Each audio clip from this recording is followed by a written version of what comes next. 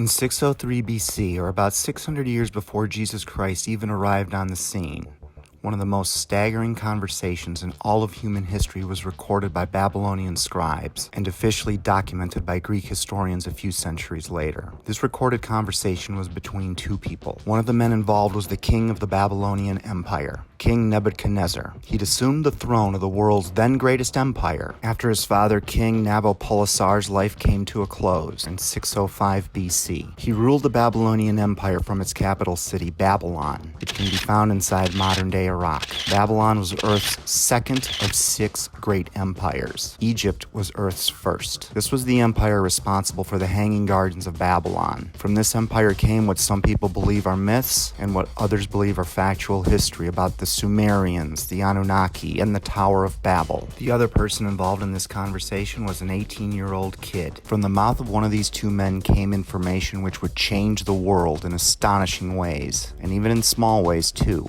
If you've ever heard or used the phrase, "the handwriting is on the wall," you might be closer to this than you realize. It wasn't King Nebuchadnezzar that said things that would impact humanity and help form the future of mankind. It was the teenage kid. This teenage kid would spend the rest of his life until he was an old man, conveying the wisdom he received and giving future generations information that can literally be seen in today's headlines. Now that we can look back on 2,600 years of world history, it seems this kid somehow knew the exact date of some of history's most important moments. Hundreds of historians, theologians, scientists, and mathematicians have triple-checked the data and can't explain it. Of course, others like Nostradamus or, say, Edgar Cayce made many predictions too, and many of their predictions came true, or at least came eerily close. This kid was different. For one, he was never wrong. And secondly, the exact precision of his forecast can lead to only one logical conclusion, and lucky guess is not it. For example, this kid knew the exact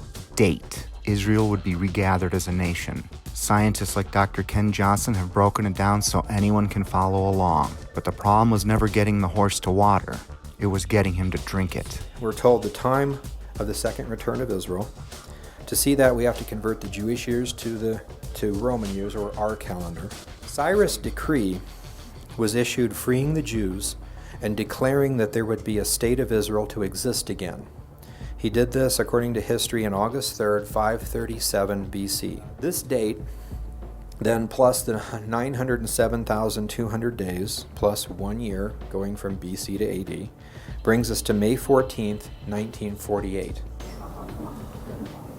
That's the very day that the United Nations simply declared there was an Israel. Johnson walks us through the calculations in an hour-long presentation.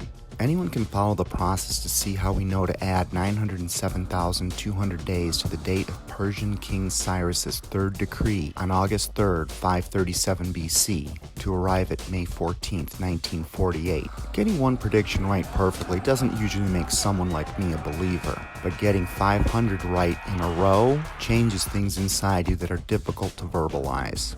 If God and Satan and the book from which this information came are the real deal, then we should take note to expect a counterfeit to exist along with the real McCoy, the original.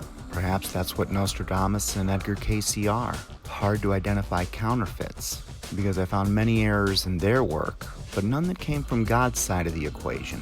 When something's important to us, we can teach ourselves to tell the difference between the fake and the genuine original. So if things that are eternal are important to you, you gotta ask yourself the question, are you listening to the voice of God, or are you listening to the counterfeit? Because we're talking about a lot more than just overspending for a name brand purse. Most people can't tell the difference between legitimate currency and counterfeit currency either, unless they take the time to study the subtle differences. Most people recognize the name Nostradamus, but still don't know the name of the kid in that conversation with King Nebuchadnezzar. Maybe that's a hint about who truly controls things around here, for the time being. If you're like me, you need to see the math for yourself. The flawlessness authenticates the author's identity. Sometimes authors talk while someone else pecks at the keyboard. Does it matter if an author's keyboard peckers were admittedly fallible men like Moses, a murderer, Or a former executioner like Saul of Tarsus, better known as Paul the Apostle? Maybe that's God's way of showing us that no matter how bad we've been, the only thing that matters going forward is what we believe. The proof is in the pudding, as they say. If it's the best pudding ever, does it really matter which chef followed the master instructions? Maybe it does for some people. I suppose I know folks who'd rather pay for lousy pudding because the chef is popular and has a TV show, which gives them something to talk about at the next party. But this isn't really about pudding. It's about heaven and hell and the meaning of life and your soul and eternity. You can have a great life on earth and in heaven without the knowledge of the best pudding, but you can't if you refuse to try to understand or refuse to even seek this knowledge for yourself. Those aren't my words. Those are the author's words. In Hosea 4:6, he basically states that my people are destroyed. Yikes. For a lack of knowledge. And because you rejected knowledge, I will also reject you. The stakes are just too high. It's only a matter of time before places like YouTube removes presentations like Johnson's, which should give you a hint of whom those behind the media are working for, whether they realize it themselves or not. A simple search on YouTube or Google for some combination of terms like Pikes Peak Prophecy Conference, Ken Johnson, Israel, and/or 1948 should get you there. But hurry, there is zero doubt from my perspective that information is being removed every day. The light of the world will not be around forever. The truth is a click away, but some horses just refuse to drink.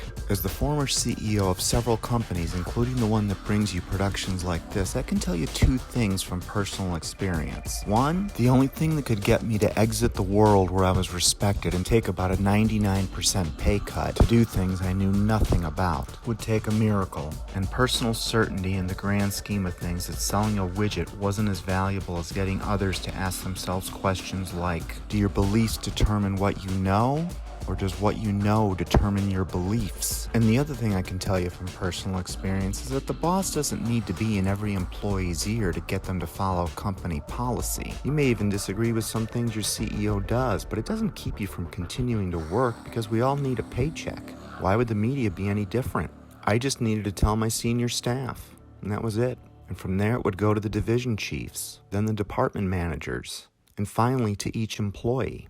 Maybe this is why it doesn't surprise me to see our textbooks lining up with what the mainstream discusses in lockstep. All too common on social media. More alarming, some media publish things simply aren't true without checking facts first. Unfortunately, some members of the media use their platforms to push their own personal bias. Or why every single network takes time to show us funny cat videos every day instead of reporting on how someone could have predicted the exact date Israel would be reestablished. Tonight we're adding attention-seeking cats. You heard me. Everything was going fine until an unexpected visitor showed up.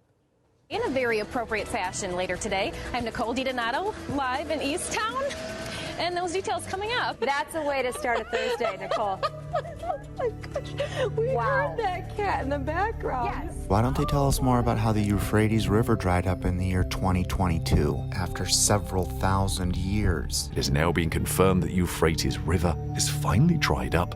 That's another thing you can find in this book that keeps getting everything right. Revelation 16:12. This is near the end of the book. Talks about how the sixth angel is going to pour out a vial to dry up the Euphrates River. And something terrifying is happening. It's not terrifying to those who've taken time to study God's Word. It's only terrifying to those who've ignored it. You don't have to be a Bible believer or a Christian or a religious person to know that something strange is going on in this world. I'd bet a brick of gold that I'm not the first person you've heard speak of these things. I doubt there's a person on earth that hasn't been warned by someone in their circles. That's the way God works. His people are never surprised. Don't be the stubborn horse that doesn't drink. There's just not much time left to figure these things out. When the Euphrates dries up is when those four angels are released. To be clear, these are fallen angels, unclean spirits, demons. They have many names. The point is, they're evil. Also known as the four horsemen of the apocalypse. Revelation 9 verse 13 to 15 says, Then the sixth angel blew his trumpet, and I heard a voice speaking from the four horns of the gold altar that stands in the presence of God. And the voice said to the sixth angel who held the trumpet, Release the four angels who are bound to the great Euphrates River. Then the 4 angels who had been prepared for this hour and day and month and year were turned loose to kill 1/3 of all the people. How much time exactly do you think we have? The white horse represents the Antichrist. The red horse is war, people fighting against each other. The black horse is death. And the pale horse in the back represents pestilence and disease. He happens to be holding a Thracian javelin according to the Greek Septuagint. It's a weapon that looks just like a needle. Hopefully that hamster and wheel up there get turning and you understand what we're trying to tell you. People have discovered caves and caverns in strange shapes that are not common to any caves that could have been constructed by man. Some of these caves have a striking similarity to prison bars designed to hold someone or something prisoner. And in addition to these weirdly shaped caves, archaeologists and even common people have recorded various terrifying sounds coming from the ground. Some have described the sounds as noises of groaning and agony that would simply make your skin crawl and give you nightmares. People have recorded groans and growls, with some even stating they have heard what could be likened to moving chains originating from under the earth. Religious bodies have explained this to be the fulfillment of biblical prophecy. Who do you think wants you to be unaware of these things? Think. His description of the future applies to events much earlier than Israel's regathering in 1948, and much later, too. The same sources from which Johnson is drawing are the same sources that told us about the time Satan offered Jesus the world in about 30 AD. Jesus turned him down. He didn't refute the fact that Satan was in control of it. So if Satan had control of the world back then, do you really think he ever lost it? It seems the judicial ruling from heaven is that he'd be the god of this world until Jesus returns, to essentially claim the deed to earth that was lost in the Garden of Eden, to claim it from the convicted criminal in an astronomically slow trial process. At least compared to your average Law and Order episode. Back to this kid. If he'd been ignored, a contingent of high-ranking officials from the Persian Empire wouldn't have known where and when to be looking for the birth of the most famous person in human history. Nativity scenes would be incomplete had his words not been heeded. It wasn't just 3 guys on a horse following a star. It was an estimated 7,000 men, most of whom were armed, as security detail for the leaders of various Persian territories. He's the reason thousands of people were waiting at a particular entrance to the city of Jerusalem on a particular day in 32 AD to see who would be riding into the city on a donkey that day. Only one man ever did. That throng of people waiting brought palm leaves to lay on the road leading up to the gates of the city on that particular day. This event was covered in non-biblical writings by men like Josephus, Pliny the Younger, and Seneca, who was a Roman philosopher and playwright, with no vested interest in the identity of that man cheered into the city on that day. Either way, we wouldn't have Palm Sunday if this kid had been ignored. He's in the middle of history's most famous events, yet few people know much about him or even know his name. So who was this kid? The Babylonians called him Belteshazzar, but we know him better by his birth name,